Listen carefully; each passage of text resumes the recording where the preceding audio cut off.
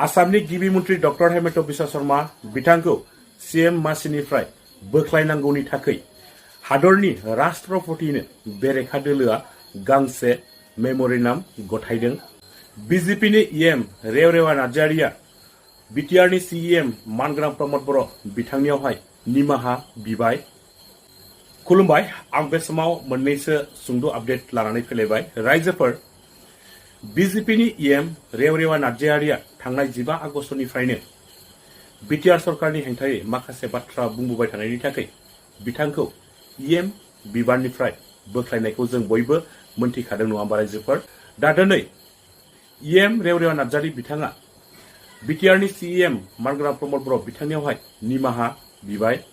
बे समाव एम रेवरेवा नार्जारि बिथाङा मानग्राम प्रमद बर' बिथांनियावहाय मा बाथ्रा बुंनानै निमाहा बिखो नोंथांमोना बिथांनि सुंद' बिबुंथि होनाय भिडिअ क्लिपखौ जोबजासे नायनानै लाग्रोदो। बेखौ आं दिनै क्लियार खालामनो नागिरदों जे आङो जे दाख्लैफोर बे बाथ्रा बुंबाय, आं एलायन्स पार्टनारनि सासे एम बिटिसि आं जे बाथ्राखौ बुंनो बेखौ बुं, जुदिउ आंनि बुंनाय बाथ्राया नंगौब्लाबो आं बेखौ बुंनो नाङा, मानोना जों एलायन्सबो दं आरो बे बाथ्राखौ आबाद खालामनो। बेनि थाखाय आंहा दाय जादों, आं दायखौ गनायनानै लाबाय, आंना भुल जादों आरो आं खेमा बिदों। जुदि बे आंनि बाथ्राजों मानग्राम प्रमद बर' आरो मानग्राम जोंनि गिबि मन्त्रि डक्टर हेमन्त बिश्व बिसोरनि गोसोआव आं आघात होबाय, बिथांमोना खेमा होदों। आरो बुंनाया बेनो जे आंहा प्रमद बर'नि एगेन्स्ट जेबो बुंनांगौ गैया। बिनि रोंनाय, बिनि गियान, आंथ' बुंबाय दिनैबो दाबो बुं, बिटिसिनि गेजेराव दिनैनि दिनाव राजनितिकफोरनि गेजेराव प्रमद बर'नि सेकेन्ड रावबो गैया, बेखौ आं बुंगोन। नाथाय आं खावलायदोंसो बिथांनि गियान जे गुनखौ बाहायनानै रायजोफोरनि थाखाय खामानि बेनो आरो दिनैनिफ्राय जोंनि गेजेराव दान्थे बिदान्थे जोबनांगौ, जों खौसे जानांगौ, खामानि मावनांगौ, बिटिसिनि जौगानायनि खामानि मावनांगौ। आरो थांनाय समफ्राव जेरोखोम जालायबाय दिनैनिफ्राय बिदि जानो नांगौ, मानोना मानसिया बहुत जायो। आं बारा बुंफ्लांबाय हयथ', बेखौ निमाहा होथोंसै। रायजोफोर दाना फैदों गुबुन मोनसे आपडेटआव। रायजोफोर, थांनाय साननैसो आगोलाव आसाम बिधान सभायाव माखासे बाथ्रा दान्थे बिदान्थे जानाय समाव आसामनि गिबि मन्त्रि डक्टर हेमन्त बिश्व शर्मा बिथाङा मुस्लिमफोरखौ डाइरेक्ट थांखिनानै माखासे बाथ्रा बुंदोंमोन।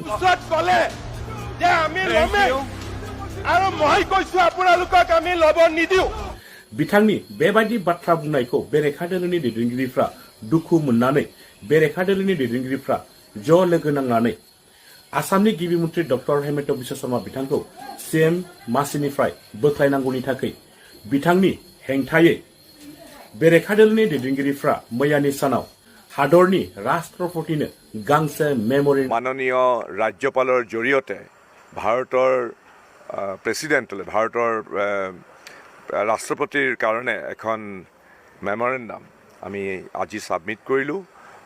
আমি সজাতি দল আহি পেলাই মূল কাৰণটো হ'ল আমি বৰ শংকিত এইকাৰণে যে অসমৰ মুখ্যমন্ত্ৰীজনে বিধানসভাৰ ভিতৰতেই নহয়, বিধানসভাৰ বাহিৰে ভিতৰে সকলোতে তেওঁ এনেকুৱা উৎকট উগ্ৰ মৌলবাদী চিন্তাৰে তেওঁ পৰিচালিত হৈ দেশ দেশকৈ অসমত সাম্প্ৰদায়িক সংঘৰ্ষ লগাবৰ কাৰণে প্ৰত্যক্ষভাৱে তেওঁ জড়িত হৈ পৰিছে। মনবিলাক তেওঁ বুজি পাইছে নাই, আৰু যেতিয়া মুখ্যমন্ত্ৰী থাকে ইণ্টেলিজেন্সৰ ৰিপৰ্টাৰে তেওঁ গম পাইছে যে মানুহ তেওঁৰ লগত নাই, সেইকাৰণে চলে বলে কৌশলে এক ধুঁৱলি কুঁৱলী পৰিৱেশ সৃষ্টি কৰাৰ বাহিৰে বদৰুদ্দিন আজমল ডাঙৰীয়াৰ বুকুচাত উঠাৰ বাহিৰে তেওঁৰ কোনো গত্যন্তৰ নাই।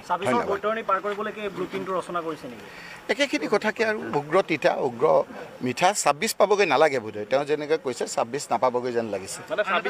ক্ষমা আপোনালোকে এবাৰ কৈছে কংগ্ৰেছৰ একো নাই, আকৌ এবাৰ কৈছে কংগ্ৰেছে একদম ক্ষমতালৈ আহোঁ আহোঁ। বিৰোধী ঐক্য মঞ্চৰ এই লুইনৰ মুখখন দেখিলেও বুজি পোৱা যায় যে আমাৰ অলপ দিন ভাললৈ আহি আছে। আৰু আপোনালোকৰ উপস্থিতিও যোৱাকালি ইমানবিলাক আপোনাৰ প্ৰেছ আহিছে, কোনোদিন অহা নাই। প্ৰেছো অলপ সাজু হৈছে যে নহয় অলপ বতৰ অলপ সলনি হৈছে।